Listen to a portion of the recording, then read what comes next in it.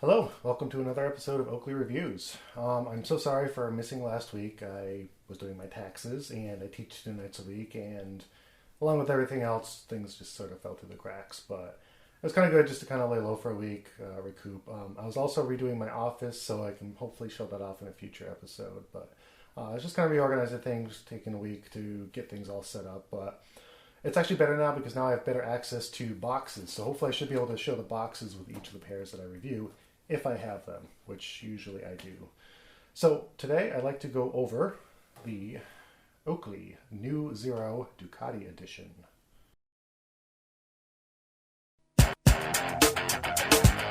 This is the O Review podcast.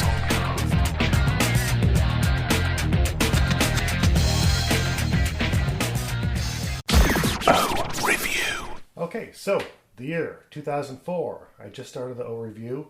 New things were coming out. We were real excited. We were kind of on the verge where, well, maybe not on the verge, but maybe I was on the verge where at that point I had just gotten into collecting, or at least I was a year in. I was still trying to figure out what all the past models were, what was coming out, but we just had the new release of upcoming models, and we were ready to kind of see what was in the future as opposed to seeing what was currently there and what was the past offerings. So the next wave that came out had a reissue of the Zeros, as well as the dartboard and a couple other things. Ironically, this dartboard that came out at the time, which I also bought, these were a gift for my birthday that year, but I previously gotten a pair of dartboards, which I didn't end up keeping. I ended up giving them to my friend. I just didn't feel like they really looked like Oakley's, although looking upon them now, I do realize they were kind of a cool pair. Those were not called Zeros. On the box, they ended up saying they were labeled jackets. On the websites, they were labeled frog skins. They look like Zeros, so who knows. I ended up labeling them as a jacket just because that's what the box said, and I guess I'll stick with that for lack of any better reason. But again, these came out in 2004, so a lot of the stylings were indicative of the time. So the reason they're called Zeros is basically because of the weight. Aside from the lens, there's just a very thin stem, and they do weigh very little. They are great to wear. If you wear them, for an extended amount of time, you're not going to feel like they're weighing down in your face. You're not going to get any fatigue. Very nice pair to wear. The only thing is they are kind of a little bulky because this nose piece right here makes them sit kind of far away from your face. But overall, I don't really find that to be an issue, and I do tend to wear these a lot. They're very good for motorcycles. If you have a helmet on, they slide right under the helmet. They have a nice thin profile. And of course, being a Ducati model, that's an added plus. But unfortunately, I don't have a Ducati. But that's okay. So just kind of some history. I'm going to go over the Sub-Zeros and Zeros in great detail later.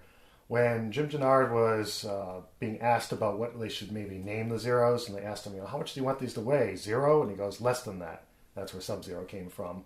And then later on, we had just a regular Zero line, the 0.1, 0.2, 0.3, etc. Initially, the Zeros here were going to be called the New Zero 1.1 for the regular and the 0.2 for the 0L. They scrapped that just in favor of the Zero, the 0L, the 0S, and then the Ducati edition. So, kind of a cool thing here. In addition to just the regular offerings, the Ducati model has a different lens shape. The S is actually slightly bigger than this, and then maybe the Zero regular is about this big, and then the 0L is huge and ridiculous, but still kind of cool in its own right. So this is the only model you're going to be able to get in this lens shape if you want that. So you have to end up getting the Ducati model. I do have a Ruby model of this, but that wasn't publicly released. So this is the only official model you can get in this lens shape, which is really kind of cool. I like the sleek design. I like the the really low lens profile. If you have a tendency to have glasses right down, you may get some upper light, but overall, I find that they're okay. Okay, so as far as details go, the Ducati logo is here, as is the case of most Ducati models at the time. They do use the thin icon, and if you go on my site, you can take a look at the icon compatibility list, which will let you know what types of glasses will be compatible with this icon in case you want to do any customs. There was a point where I wanted to do a Ruby Splice custom, and I was thinking about lifting this icon and putting it on it, and luckily I didn't because it's probably better if I kept this in stock configuration. But if you do want to do any customs, this is a viable option if there's a certain icon color that you can't get in some other one. Just off the top of my head, I know the New Zeros, the Splice, the 5 3.0, and a couple other ones share that thin icon. So there's a whole list, and I'll provide a link at the end of this video just to make sure you can access that easily. So aside from that, the Ducati logo's on the inside. The text is out here, so it lets you know that it's an authentic Oakley because it has the name of it. Some of the copies haven't copied that to you. But generally, little details like this help if you're ever trying to determine whether something's real or fake. I like the ear socks here. They're nice and thick. Probably taking them off would be a pain, but I like it when it's really thick because in addition to the lightweight, these things are really going to stay on your head. They're not going anywhere. It's going to take a lot for these things to bounce off. So they're going to be very good for sports as well as driving, as I mentioned earlier. The word Ducati is etched down here on the bottom, as are most of the Ducati models. There was a Ducati model that came out recently, which was one of the sports figures, which had his name on it instead. But then later on, the other Ducati model came out with just the word Ducati on it. So there are some variations of that. The boxes are kind of cool. All the boxes end up coming out with Ducati riders on them. I, for some reason, can't find my Zero box, so I borrowed the Monster Dog box and the Juliet box. So they kind of give you an idea of what the box looks like. Basically, they have the logos, they have riders on it.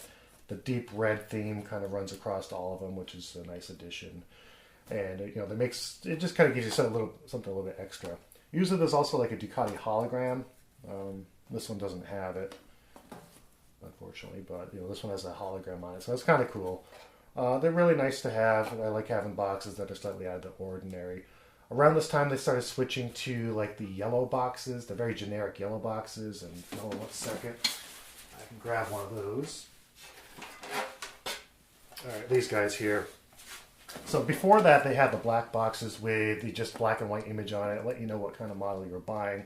They switched to these generic boxes, and then they kind of ran with that for a while. I was not really that happy because I think the goldenrod with the raised icon is just kind of generic, and it's not really my favorite box design, but that's all right. So that's pretty much it. I really like these pair. They're really nice ones to wear. I have worn these a lot, and I'm kind of looking like they are sort of in a need for cleaning, so I might just take the nose piece off, give them a quick cleaning, put them back on the shelf, and that's pretty much it. So I hope you found it enjoyable. I do have other Zeros. I do have the S, the regular, the L, and then I have a special ruby one in this configuration. So I'll be reviewing those at some point too.